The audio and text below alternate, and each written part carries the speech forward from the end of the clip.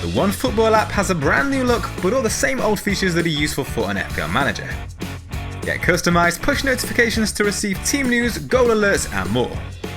Download it for free via the link in the description.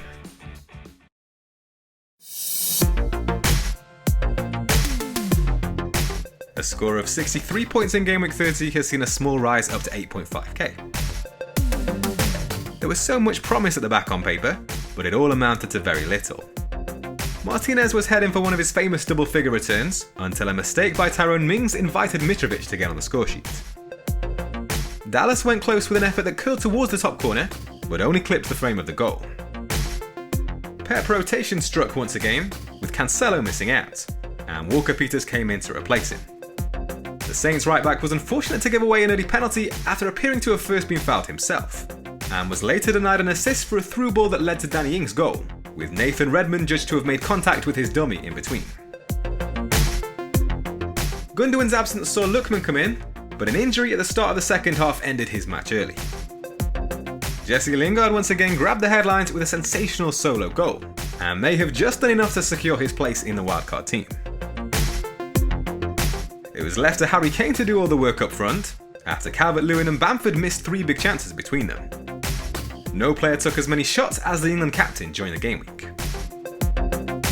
The wildcard is active ahead of Friday's Gameweek 31 deadline, and here's how the latest draft is shaping up. Despite a rare day off for Chelsea against West Brom, Edouard Mendy joins the cut-priced Fraser Forster as the goalkeeper options. Prior to that match, the Blues had kept 12 clean sheets in 14 matches in all competitions under Tuchel.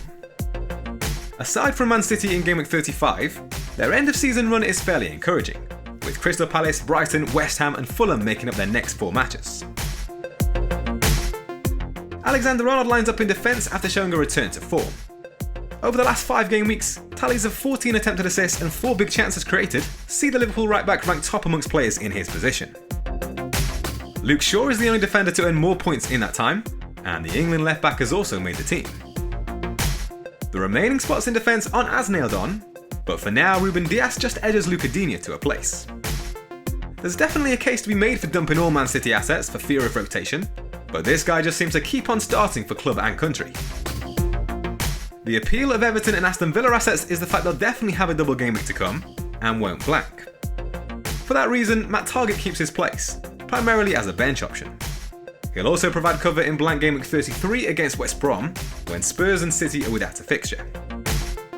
Connor Cody is definitely more of a fixtures over form pick, but Wolves face 5 of the bottom 6 in the next 5 game weeks.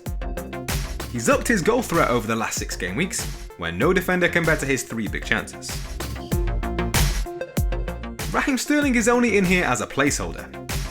The idea is that this will be a 1-week punt, before buying Heung-min Son ahead of his double game week 32.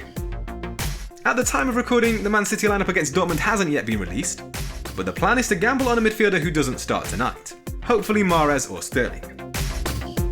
On current form and at his price, Diogo Jota picks himself, but you'll notice that Mo Salah has controversially been left out. The main reason for that is team value. It's proving difficult to stretch the 4 premium picks without destroying the bench, which will be needed in blank game week 33 and perhaps down the line. As good as those Liverpool fixtures are, I don't think you can leave out Fernandes or Kane, and there's a strong case for having Son from Game Week 32. Also, looking ahead at captaincy options, assuming there's a suitable Man City midfielder to gamble on this game week, rotating between Fernandes and Kane for the remaining game weeks looks fine. Up until last night, Mason Mount was heading towards a place in midfield, but it's difficult to part with the informed Jesse Lingard. He now has 6 goals and 4 assists in 8 matches since joining West Ham on loan, averaging 8.5 points per game. Since his first match for the club in Game Week 22, only Bruno Fernandes can equal his 14 shots on target amongst midfielders, and only Harry Kane has landed more across all positions. With the fixtures toughening up for Leeds, Pedro Neto comes in as an alternative to Rafinha. Wolves have only scored 9 goals in their last 9 matches, but the 21-year-old has played a hand in 4 of those. He ranks 5th amongst midfielders in that time for both attempted assists and big chances created. Iheanacho has made 5 consecutive Premier League starts, and has the form and fixtures to justify taking a gamble on him.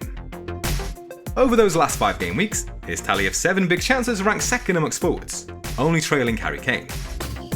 Only Richarlison and Kane have taken more shots in the box than the Leicester striker. there'll be around 2 million in the bank when Heung-min Son comes into the team, which could potentially be used to upgrade Iheanacho to Calvert-Lewin for Everton's future double game week. With the plan being to primarily use a 3-5-2 formation, Ollie Watkins comes in to provide strength on the bench. As with Matt Targett, he'll be handy in blank game week 33 and has a double game week to come.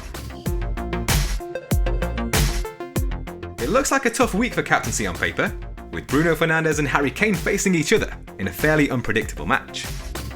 This could be one of those rare occasions where Mo Salah has the advantage in that regard. However, that Man City fixture at home to Leeds is undeniably the juiciest of the game week.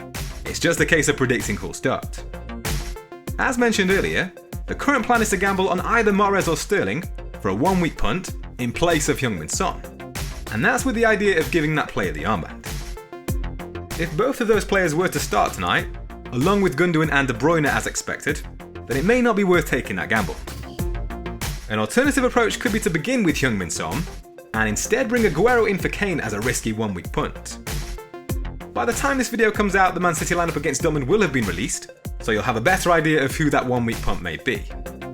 But as always, the final team will go out on Twitter, Instagram, and via the YouTube community tab, 1 hour prior to the deadline on Friday.